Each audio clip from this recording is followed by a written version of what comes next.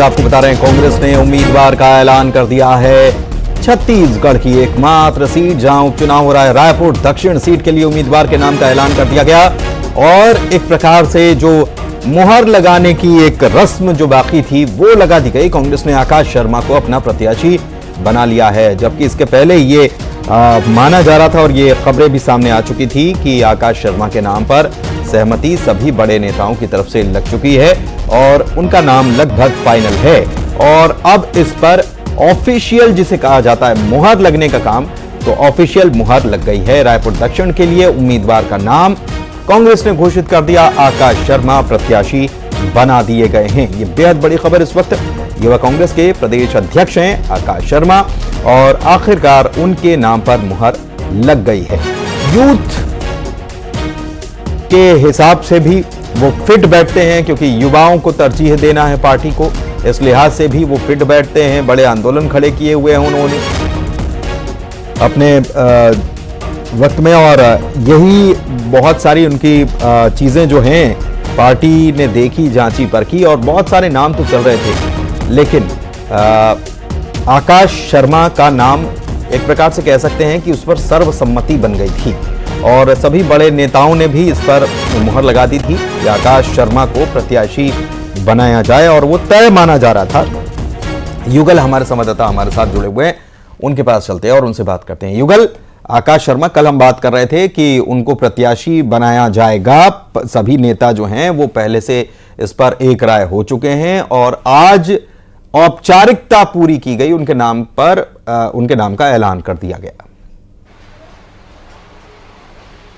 जी बिल्कुल, देखिए पहले से लगभग नाम जो तय था और जिस तरह से यहाँ पर स्थितियाँ बन रही थी, सभी आला जो नेता थे उनकी स्वीकृति थी वो भी हो गई थी और कुछ मुद्दों को लेकर के जो मामला है वो पेच जरूर फंसा हुआ था, लेकिन शुरू से न्यूज़ 18 ही इस बात को लगातार कहते रहा है कि आकाश शर्मा ही दक्षिण के प्रत्याशी है, वो हो सकते हैं। तो उसकी पुष्टि अब हो चुकी है, तो इसलिए ये कहा जा सकता है कि अब जो रायपुर दक्षिण के चुनाव में जिस तरह से रणनीति बनेगी और तो देखना होगा कि आखिर जनता जनार्दन है, आखिर किसे है अपना आशीर्वाद है वो दे रही है। तो खास बात ये कहा जा सकता है कि अब विधानसभा के जो उपचुनाव जो होने हैं वो उसमें तेजी आएगी और सबसे खास बात यही है कि इस बार की जो 8 बार के जो अवैध किला है, क्या उसे जो कांग्रेस है वो भेद पाती है या फिर जो बीजेपी है बरकरार रहती है,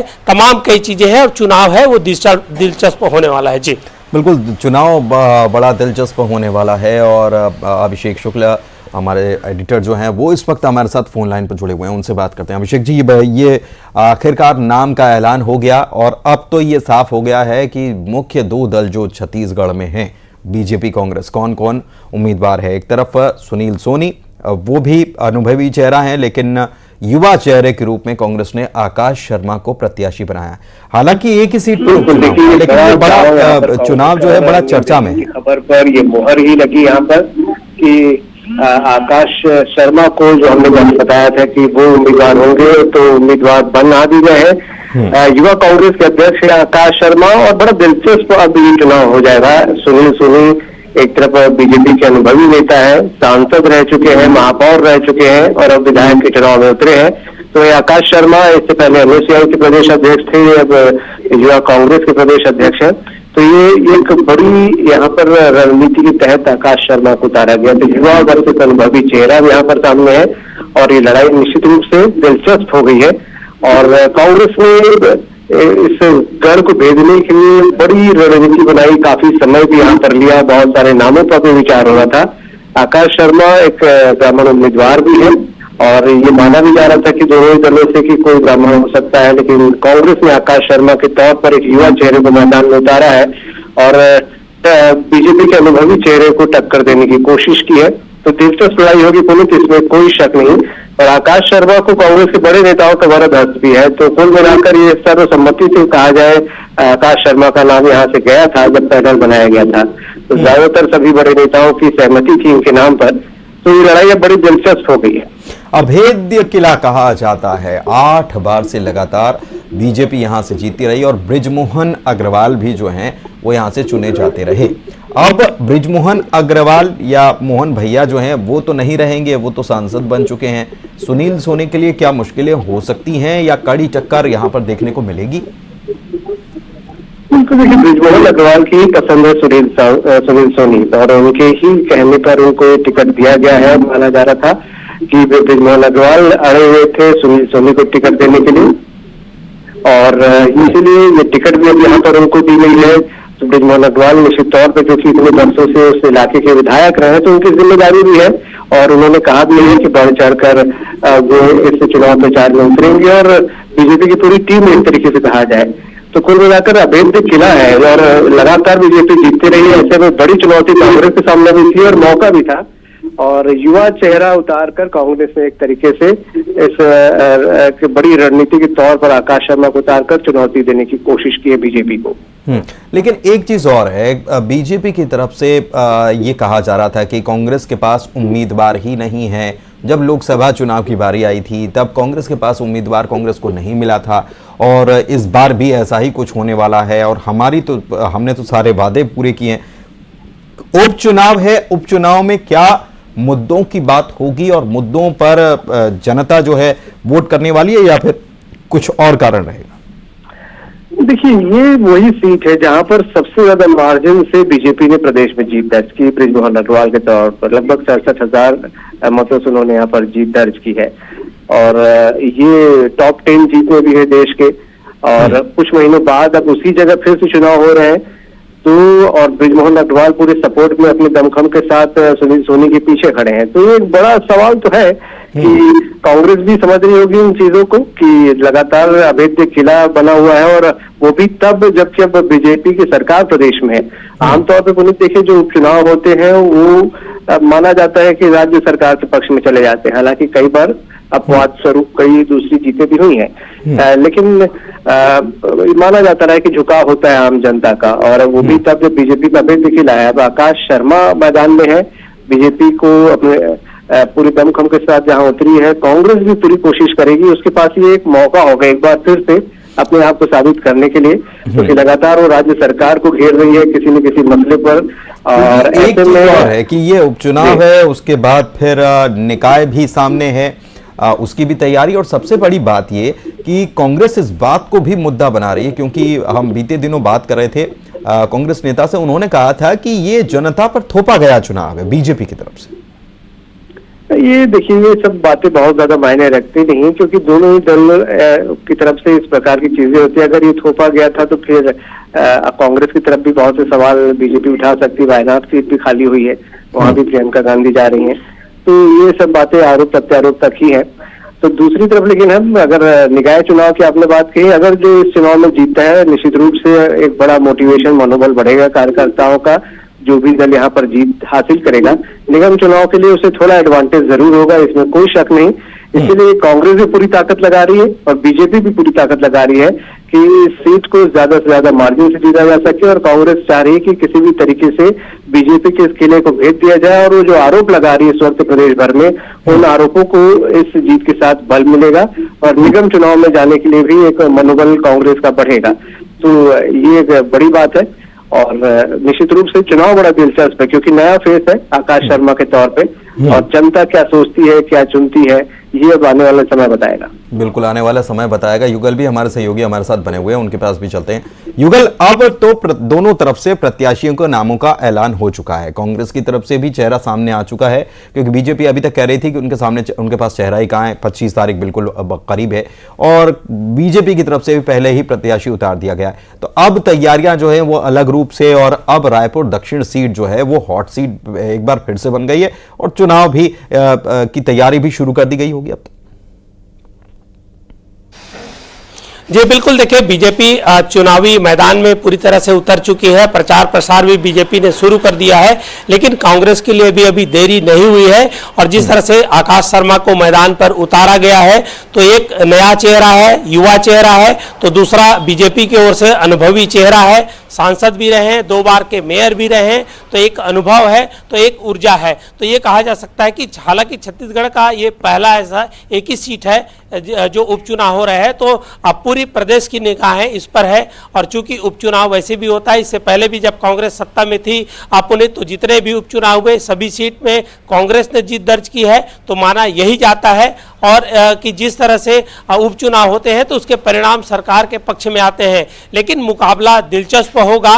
देखना यह होगा कि वहां के जनता जनार्दन है जो लगातार 8 बार से बीजेपी को जिताती रही है, अभेद कीड़ा माना जाता है, तो क्या इस बार जो जीत का सेहरा है कि आकाश शर्मा के सर पर बंधेगा, या फिर वही अनुभवी प्रत्याशी बीजेपी के जो परंपरागत सीट है उस पर बीजेपी काबिज रहेगी? दोनों के लिए प्रतिष्ठा का सवाल है पुनीत। दरअसल कांग्रेस को उस सीट को जीतने के लिए अपनी पूरी दमखम और दांव लगानी पड़ी है, तो दूसरी ओर बीजेपी को अपने उस सीट को बचाने के लिए पूरी ताकत है वो झोंकने पड़ेगी। फिलहाल मुकाबला है वो दिलचस्प होगा, लेकिन आखिरी में यही कह सकते हैं कि जनता जनार्दन का मूड क्या है, मतदाता का मूड क्या है, ये तो जब फैसला आएगा तभी पता चल पाएगा। जी बिल्कुल, लेकिन एक चीज और है कि जनता जनार्दन का मूड जो है वो किन मुद्दों पर तय हो रहा है, क्योंकि बहुत सारे मुद्दे प्रदेश में इस वक्त अगर देखा जाए तो सरकार को घेरने के लिए कांग्रेस के पास बहुत सारे तरकश में तीर हैं और बहुत सारे मुद्दे हैं। बीजेपी भी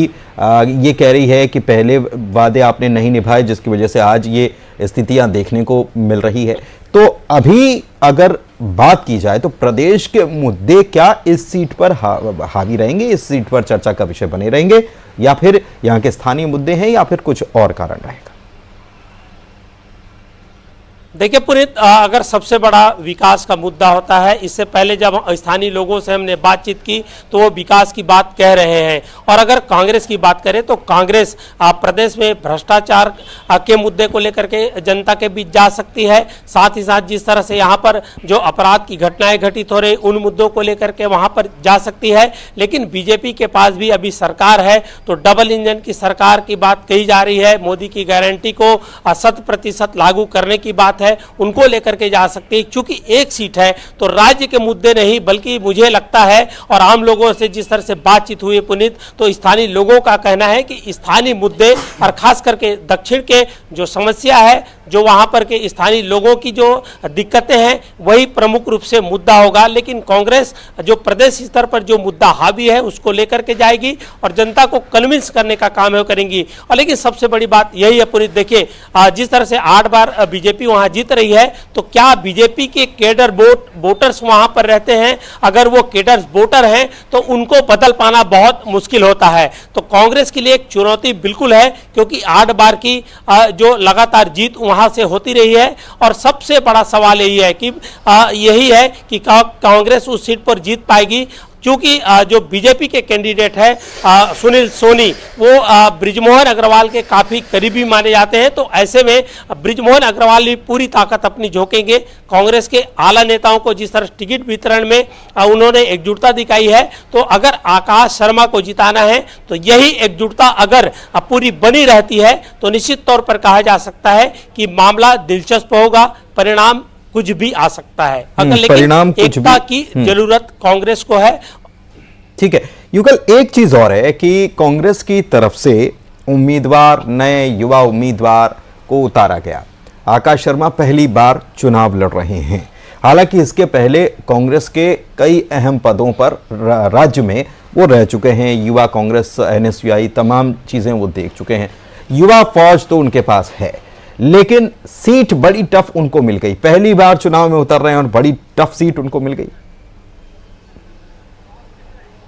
ये बिल्कुल सही आप कह रहे हैं, बड़ा कड़ा मुकाबला है वो हो सकता है। और जिस तरह से परंपरागत सीट पर आप अपनी भाग्य आजमा रहे हैं, दांव खेल रहे हैं, तो ये आकाश शर्मा के लिए भी एक बड़ी चुनौती है। आकाश शर्मा नोन चेहरा है, जितने भी कांग्रेस के बड़े धरना प्रदर्शन हुए हैं उसमें उन्होंने बढ़ चढ़कर हिस्सा लिया है। और यही वजह है कि सभी आला जो नेता हैं छत्तीसगढ़ के, उन्होंने उसकी बात को उस पर विश्वास जताया है और उन्हें टिकट भी दिया है। तो ये उसके लिए भी चुनौती है आकाश शर्मा के लिए, और यही से उसका आने वाला समय है वो भविष्य का रास्ता भी तय करेगा। अगर वो जीतता है तो उसके जो भविष्य में उसके अच्छे प्रतिसाद हैं वो मिल सकते हैं। अगर हार होती है तो आप समझ सकते हैं कि 8 बार जो लगातार जिस सीट से बीजेपी जीतती रही है वहां उसके मान में आप जा करके चुनाव लड़ रहे हैं तो चुनौतियां बहुत है। लेकिन बीजेपी को भी चूंकि कई बहुत सारे ऐसे समर्थक अमित हैं। चिमनानी साहब हमारे साथ बीजेपी से जुड़े हुए युवा नेता हैं और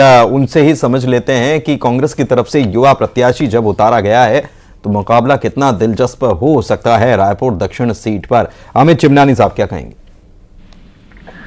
देखिए, कांग्रेस के प्रत्याशी को तो किसी न किसी को तो उतारना ही था क्योंकि चुनाव है, लेकिन कांग्रेस ने नैतिक रूप से हार मान ली है, ये स्पष्ट दिखाई पड़ता है। इसके प्रमाण है, एक तो प्रत्याशी की घोषणा करने में बड़ा समय लगा दिया, भाजपा ने तो स्टार प्रचारकों की भी सूची जारी कर दिया, भाजपा की मंडल स्तर पर बैठकें हो गई और कई सारे ऐसे कारक हैं जो क्लियर कट दक्षिण में बीजेपी के कैंडिडेट्स को भारी मात्रा में विजय मिलेगी, इसका प्रमाण है। जैसे कि बृजमोहन अग्रवाल जी का एक वहां जो काम रहा है पिछले 30-35 वर्षों में, दूसरा विष्णुदेव साय जी की सरकार का जो 10 महीने का कार्यकाल है ऐतिहासिक है, मोदी की हर गारंटी को पूरा किया गया है। सुनील सोनी जी आकाश शर्मा जी के कंपैरिजन में बहुत अच्छे कैंडिडेट हैं, सीनियर हैं, अनुभव है उनके पास, 2 बार मेयर रहे हैं, आरडीए के अध्यक्ष रहे हैं, सांसद रहे हैं।